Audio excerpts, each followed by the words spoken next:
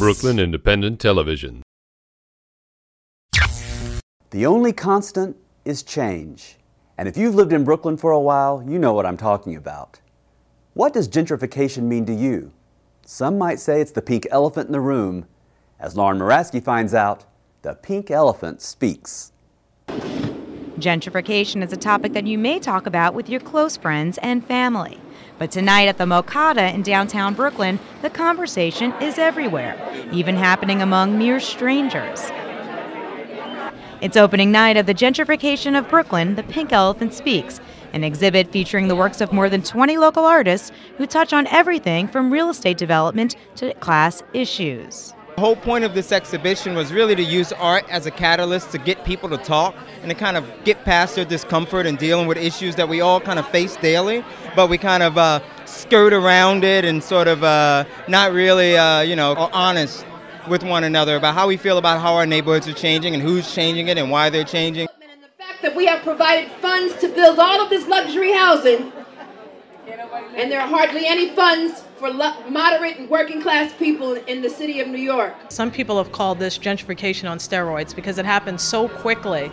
And when things are happening so quickly, a lot of the nuances of community building are out the window. So we wanted to do the exhibition to kind of show how community building, how important it is, how those nuances are important, how hello, how are you in the morning is important.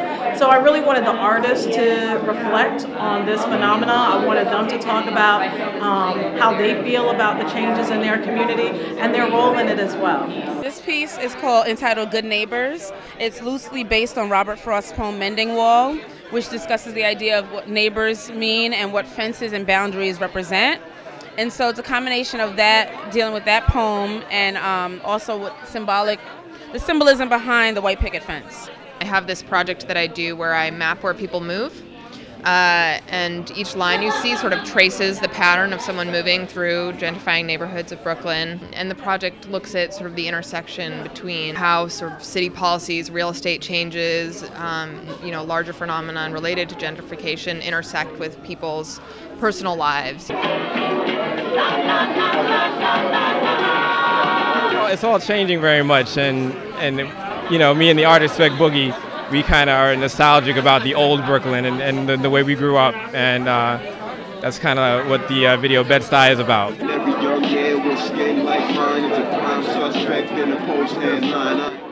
Just mutter the word gentrification and you'll get a lot of different opinions. It's good and bad. I mean, good because you have variety, bad because the prices have gone up tremendously. Have to look further, look in different places to find things at a lower price. So that's not good. So I'll go into another neighborhood to get something cheaper because I have the means to do it. But I'm sure a lot of my neighbors don't have the means to go somewhere else to find a lower price. And that's not fair. They should get it where they live. The neighborhood becomes safer. I mean, unfortunately, that's associated with gentrification. It's fortunate and unfortunate. And the roads are taken care of. There's more attention being paid to the neighborhood itself by the community, by the government. I'm a native New Yorker. My family moved out to Coney Island area back in 1890 or so we've been here. And I guess gentrification for me is a double-edged sword, because on one hand, I'd love to be able to go to a Starbucks. I'd love to have a nice supermarket. But on the other hand, for somebody like me my family's been here, forever, I can't afford to move. I can't afford to move around Brooklyn.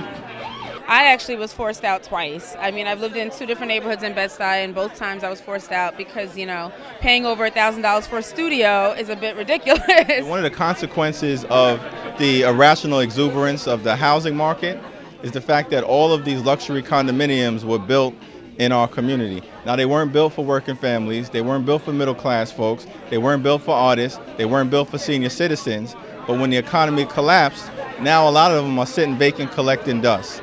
One of the things that we can do is figure out a way to aggressively intervene as government and as community leaders to convert some of these vacant luxury condominiums into affordable homes to keep our community affordable for the types of people who deserve to be able to live here and continue to stay here. And until then, let the conversations begin. inside and hopefully outside the gentrification exhibit's doors. For Brooklyn Review, I'm Lauren Muraski. MoCADA's Gentrification of Brooklyn exhibition runs through May 16th. Brooklyn Independent Television on the BCAT TV network.